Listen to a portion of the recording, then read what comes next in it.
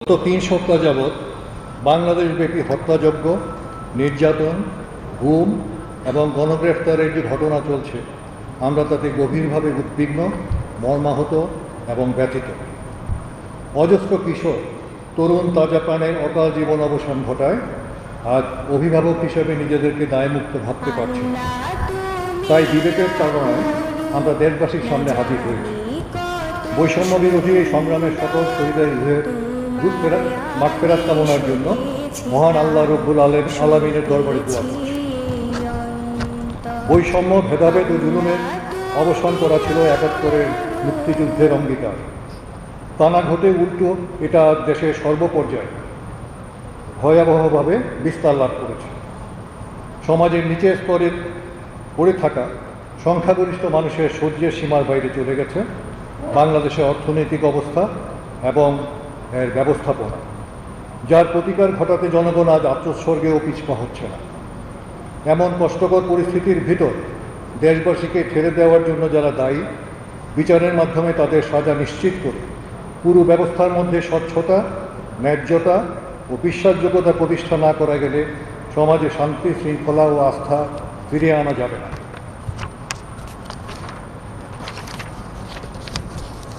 দেশের নীতি নির্ধারকরা যদি বিবেক, বুদ্ধি ও হৃদয়হীন হয়ে না পড়তেন, তাহলে গত কয়েক সপ্তাহে বাংলাদেশের ইতিহাসের সবচেয়ে বড়, করুণ ও মর্মান্তিক এই হত্যাকাণ্ডসমূহের ঘটনাগুলো ঘটত না। এ সকল হামলা, আক্রমণ ও পাল্টা প্রতিরোধে অঙ্গহানি ঘটেছে অগণিত মানুষের। অন্ধ হয়েছেন বহু সংখ্যক কিশোর ও তরুণ। অসহায় নাগরিকরা প্রয়োজনীয় এবং জরুরি চিকিৎসাও পাচ্ছেন না। তার উপর চলছে ব্লক রেড, সন্ত্রাসীদের মাধ্যমে বাড়িঘর ম্যাশ চিনিয়ে ধরে নিয়ে যাওয়ার মতো ভয়ঙ্কর সব ঘটনা। মিথ্যা মামলায় গ্রেপ্তার হয়েছেন অথবা পালিয়ে বেড়াচ্ছেন হাজার হাজার নিরপরাধ কিশোর, কিশোরী, তরুণ, তরুণী, যুবক ও যুবতী। সুস্থ মস্তিষ্কের কোনো বিবেকবান মানুষের পক্ষে দেশে এমন একটা যুদ্ধ পরিস্থিতি মেনে নেওয়া সম্ভব না। আমরা নিজেরা নিজেদের সাথে যুদ্ধ করতে পারি না। আমাদের দেশটাকে, এই প্রিয় রাজধানী ঢাকা ও জেলা শহরগুলোকে যুদ্ধক্ষেত্রে পরিণত করতে দিতে পারি না। তাই আজ এখানে দাঁড়িয়ে দ্ব্যর্থহীন ভাষায় বলছি, ইনশাল্লাহ তা আমরা করতে দেব না। সকল শ্রেণী ও পেশার মানুষকে সাথে নিয়ে ঐক্যবদ্ধভাবে শান্তি প্রচেষ্টায় প্রচেষ্ট থাকবে।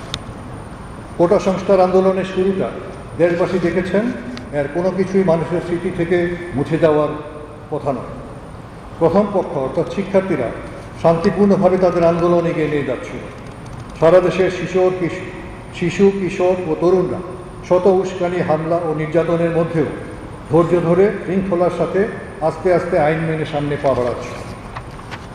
বিপরীতে দ্বিতীয় পক্ষ যে উপর্যুপরি উস্কানি দিল, গুন্ডা পান্ডা দিয়ে সন্ত্রাস চালালো এবং পুলিশ, র্যাব, আনসার ও বিজিবি নামিয়ে আকাশে হেলিকপ্টার উড়িয়ে নির্বিচারে গুলি করে অগণিত কিশোর, শিশু ও তরুণের তাজা প্রাণ হরণ করলো, তা দেশবাসী কি এত সহজে এত অল্প সময়ের মধ্যে ভুলে যাবে? আক্রমণকারীরা গণ অভ্যুত্থানের প্রতিরোধের মধ্যে পিছপা হতে বাধ্য হলে পরবর্তী পর্যায়ে ব্যবহার করা হলো বাংলাদেশের সশস্ত্র বাহিনীকে। তাদেরকে ঢাল হিসাবে ব্যবহার করে কখনো সম্মুখভাগে, কখনো পিছনে ও পাশে দাঁড় করিয়ে অন্যান্য বাহিনীগুলো এই গণ আন্দোলনের উপর তাদের জুলুম, অত্যাচার ও নির্যাতন অব্যাহতভাবে চালিয়ে যাচ্ছে। কোনোভাবে এমন পরিস্থিতির দায় দেশপ্রেমিক সশস্ত্র বাহিনীর নেওয়া উচিত নয়। বাংলাদেশের সশস্ত্র বাহিনী অতীতে কখনো দেশবাসী বা জনসাধারণের মুখোমুখি দাঁড়ায় না, তাদের বুকে বন্দুক তাক করে। একটি রাজনৈতিক সংকটকে সামরিকীকরণের যে উদ্যোগ নেওয়া হয়েছে, আমরা সশস্ত্র বাহিনীর অবসরপ্রাপ্ত কর্মকর্তারা এর তীব্র বিরোধিতা করছি। পার্শ্ববর্তী দেশ মিয়ানমার সামরিক সরকারের এমন অপরিণামদর্শী সিদ্ধান্ত সম্পদশালী সেই দেশটিকে আজ ধ্বংসের মুখে দাঁড় করিয়ে দিয়েছে।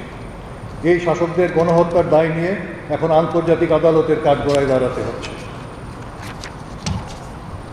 অর্থনৈতিক, সামাজিক ও সাংস্কৃতিক পরিস্থিতি থেকে উদ্ভূত এই রাজনৈতিক সংকটকালে আমরা ক্ষমতাসীন সরকারের প্রতি রাজপথ থেকে সশস্ত্র বাহিনীকে তাদের ছাউনিতে ফিরিয়ে নেওয়ার আহ্বান জানাচ্ছি। আমাদের সীমান্ত এই মুহূর্তে অরক্ষিত।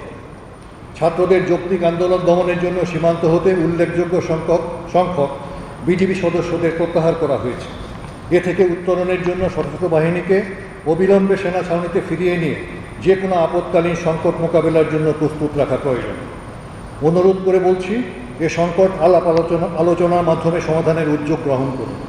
দেশপ্রেমিক সশস্ত্র বাহিনীকে ছাত্র জনতার মুখোমুখি দাঁড় করাবেন না।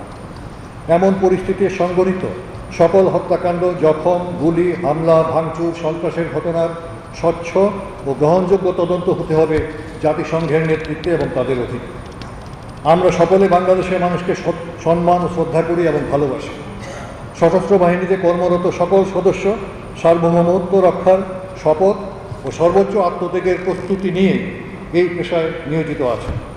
আজ দেশের এই ক্রান্তি লগ্নে আমাদের সকল সহকর্মীকে বিনীতভাবে অনুরোধ করব, সৈনিকের পেশার সর্বোচ্চ মর্যাদা, মানবিকতা ও নৈতিক মানদণ্ড বজায় রেখে দায়িত্ব পালন করবে।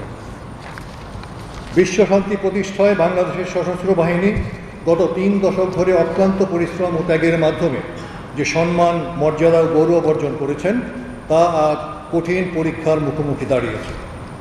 সার্বজনীন মানবাধিকারের সর্বোচ্চ আন্তর্জাতিক মান রক্ষা করেই আপনাদের সকলকে নিজ দেশের জনগণের পক্ষে দাঁড়াতে হবে। চোখের সামনে আমরা নিজেদের মাতৃভূমিকে ধ্বংস হতে দিতে পারি না। দেশমাতৃকার স্বাধীনতা ও সার্বভৌমত্ব রক্ষার এই মহান ব্রত পালনে আল্লাহ নিশ্চয়ই আমাদের সকলের সহায় হবেন। ইনশাআল্লাহ তিনি নিশ্চয়ই আমাদের হেফাজত করবেন। আমাদের সকলেই একে অন্যের জন্য দোয়া করবেন। আল্লাহ হাফেজ।